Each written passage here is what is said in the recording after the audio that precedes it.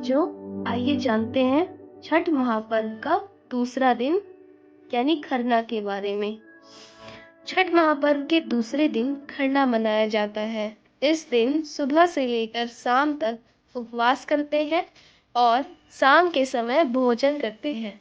इसे खरना कहा जाता है और शास्त्रों में खरना का मतलब शुद्धिकरण बताया गया है। इस दिन छठ पूजा का प्रसाद बनाने की परंपरा है। खरना कार्तिक मास के शुक्ल पक्ष की पंचमी तिथि को मनाया जाता है।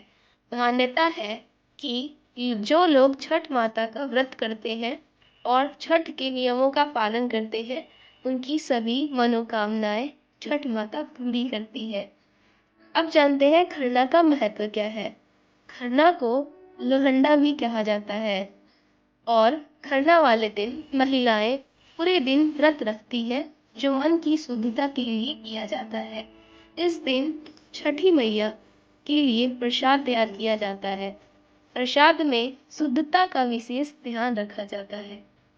खरना की शाम को गुड़ से बनी खीर का भोग लगाया जाता है। कुछ जगहों पर इस खीर को रसिया भी कहते हैं। खास बात यह है कि माता का पूरा प्रसाद मिट्टी के चूल्हे पर तैयार किया जाता है। प्रसाद जब बन जाता है तो सबसे पहले व्रती को दिया जाता है। इसके बाद पूरे परिवार प्रसाद का आनंद लेता है। इस दिन भगवान सूर्य की भी पूजा अर्चना की जाती है और व्रती छठी मैया के गीत भी गाते हैं। खरना में खीर के साथ दूध और चावल से तैयार किया गया पिट्ठा और घी चुपड़ी रोटी भी तैयार की जाती है। इसके साथ ही छठ का प्रमुख प्रसाद ठेकुआ भी तैयार किया जाता है। खरना वाले दिन व्रतधारी मानसिक तौर पर निर्जला उपवास के लिए तैयार होते हैं और इस पूरे व्रत में शुद्धता बहुत महत्वपूर्ण है।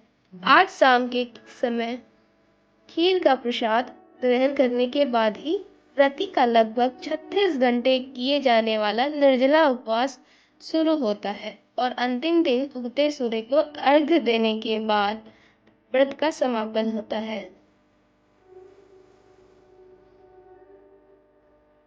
अब हम लोग जानेंगे इसमें ठेकुआ भी बनाना है जरूरी।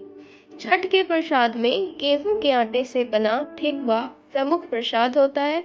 इसके बिना छठ पूजा अधूरी मानी जाती है। इसके अलावा चावल के आटे से कसार बनाया जाता है। प्रसाद का सारा सामान बहुत साफ सफाई से बनाया जाता है। प्रकृति से जुड़े हुए फल चढ़ते हैं, जैसे गन्ना, घाघर, नींबू, मूली, कच्ची हल्दी, केला, शकरकंद और पानी फल सबसे महत्वपूर्ण है। छठ के शाम वाले पहले अर्घ वाले दिन प्रसाद बनाने का काम शुरू होता है। दूसरे दिन सूप में प्रसाद रखा जाता है, फिर इसे दौरा में पूजा का सामान रखकर पुरुष उसे अपने सिर पर लेकर घाट तक पहुंचाते हैं। खरना के दिन सारा सामान शुद्ध घी में बनाया जाता है।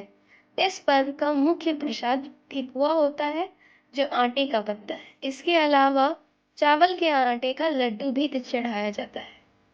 अगले दिन उगते हुए सूरज को अर्घ देने के बाद छठ व्रती उपवास का पालन करेंगी। सुबह उगते सूर्य को अर्घ देने के बाद हर व्रती अन्न जल ग्रहण करेगी। छठ पूजा के चौथे दिन भोर में अर्घ देकर इस व्रत का समापन किया जाता है। तो बच्चों, कुछ इस तरह खरना मनाया जाता है। धन्यवाद।